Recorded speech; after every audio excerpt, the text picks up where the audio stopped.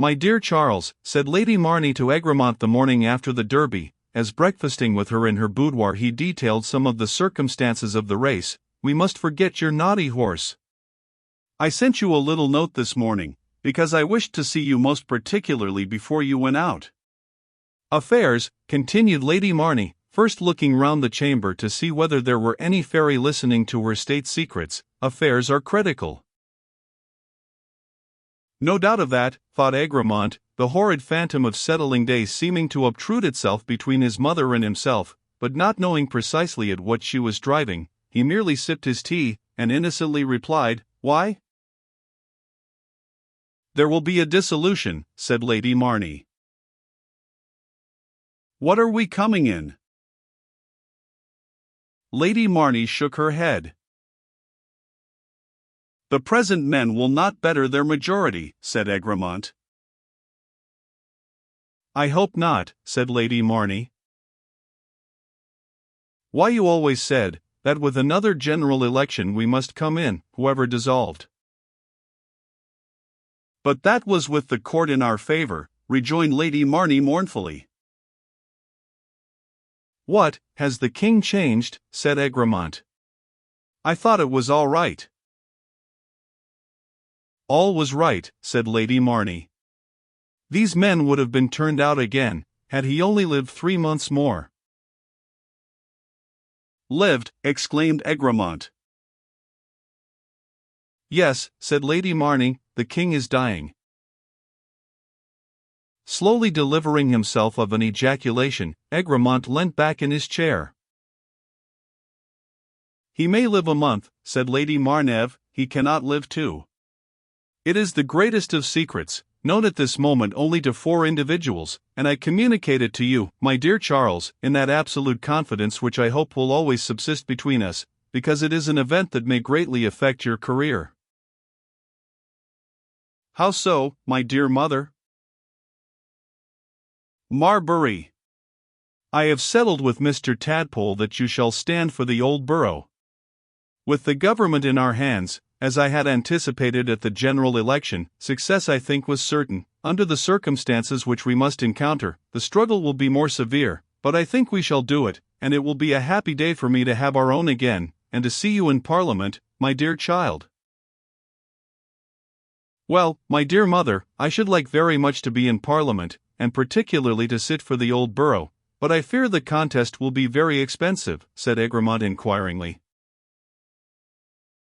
"Oh, I have no doubt," said Lady Marnie, "that we shall have some monster of the middle class, some tinker or tailor or candlestick maker, with his long purse, preaching reform and practicing corruption, exactly as the Liberals did under Walpole. Bribery was unknown in the time of the Stuarts, but we have a capital registration, Mr. Tadpole tells me."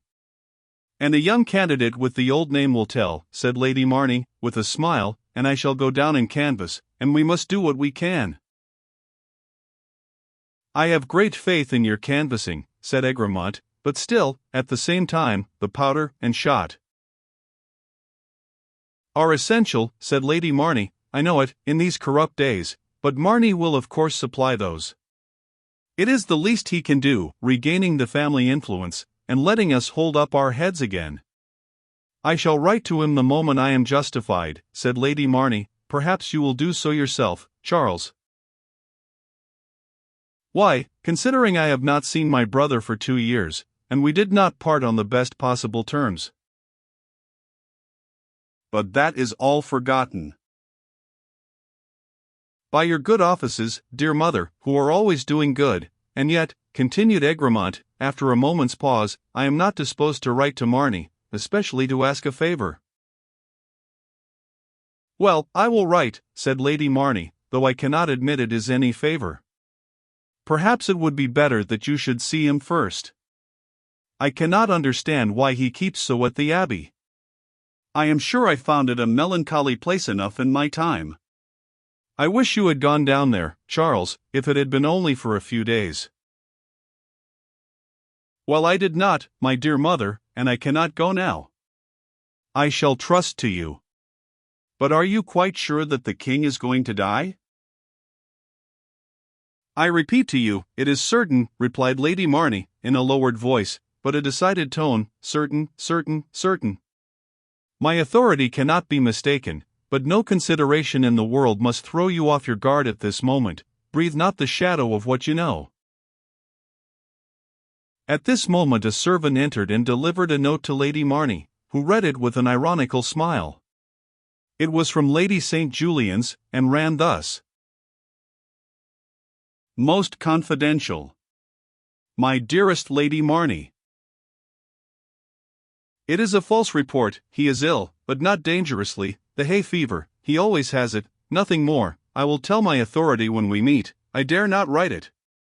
It will satisfy you. I am going on with my quadrille. Most affectionately yours, A. St. J. Poor woman. She is always wrong, said Lady Marnie, throwing the note to Egremont. Her quadrille will never take place, which is a pity, as it is to consist only of beauties and eldest sons.